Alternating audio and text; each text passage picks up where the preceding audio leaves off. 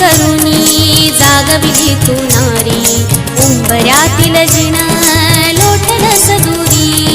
पतीसाठीने तू साक्षर केले नारीला, इतिहास नवा तो जितीने घडविला, तो जितीने घडविला. ज्योतिराव फुल्यांची साथ तुझ्या हिमतीला, ग तुझ्या हिमतीला.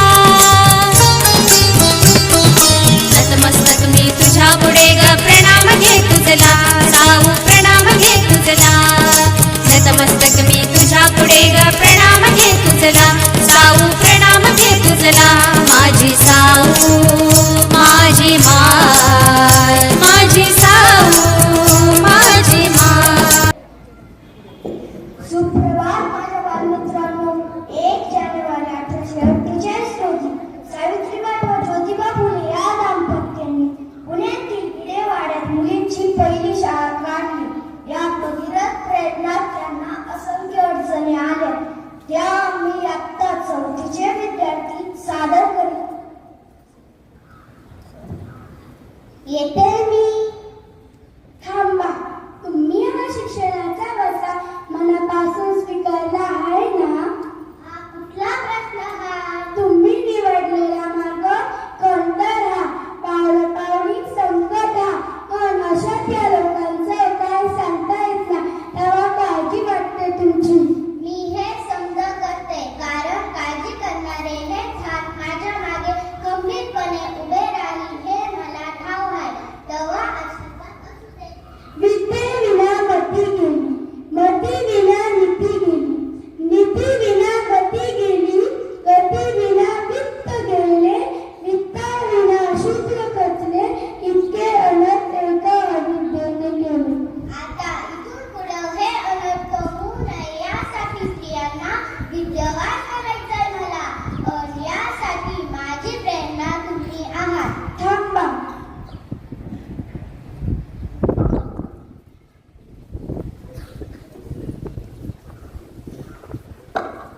स्त्रियांना शिकवणाऱ्या अवयशाने धर्म पुढे. कलियुगाची सुरुवात म्हणतात तीही अशी, ते काही नाही. स्त्री शिक्षणाची या जगाला काही गरज नाही. तर काय मुली शिकल्यावर डोक्याला बसतील? अहो कोणतो सापडणार? तुला सावरण्यासाठी जन्म तिचा, शिकून काय जग जिंकायचं आहे? त्यांची कुलताच ठेवली. अहो आल्या बघा, स्त्री शिक्षणाचा विडा उचलणाऱ्या खुद्द सावित्रीबाई आल्या. अहो थांबा सावित्रीबाई, आम्हाला बोलायचं आहे तुमच्याशी. बोला. तुमच्या मुलीला आणि बायकोला दाखला देताय का शाळेत? थांबवा असे म्हटलो आम्ही. मुलींना शिकवणं थांबवा असे म्हटलो आम्ही. समाजाला उलट करण्यापासून थांबा असे म्हटलं आम्ही. हे सर्व थांबवा असेच म्हणायचे आहे आम्हाला. स्पष्टपणे बोलतोय, ढंगीच समजा. हवी तर ही मुली शाळा बंदच पाहिजे, नाहीतर काय. मी कोणत्याही परिणामांना घाबरत नाही. काय करायचंय ते करा, पण मी ही शिक्षणाला स्त्रियांपर्यंत पोहोचवणारच.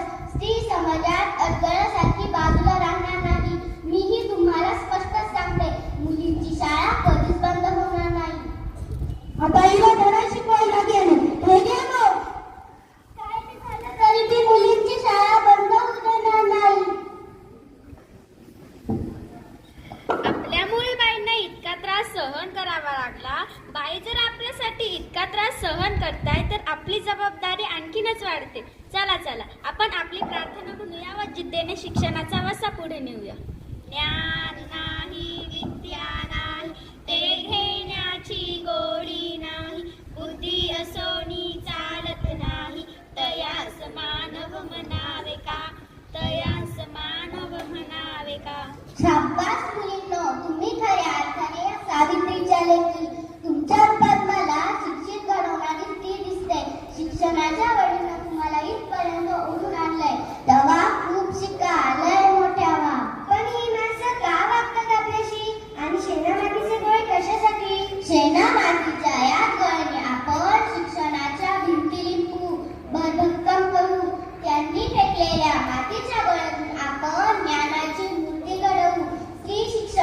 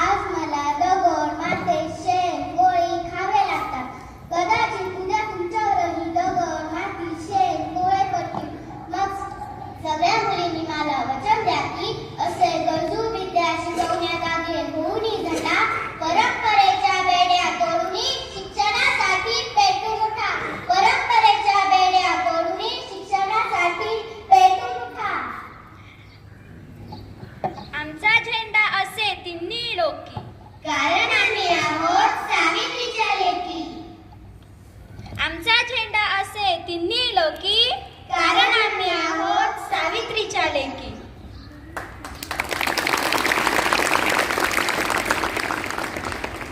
महात्मा फुलेंचा विजय असो, महात्मा फुलेंचा विजय असो, क्रांतिज्योती सावित्रीबाई फुलेंचा विजय असो, क्रांतिज्योती सावित्रीबाई फुलेंचा विजय असो. धन्यवाद. खूप छान. सावित्रीबाईंना झालेला माझी माय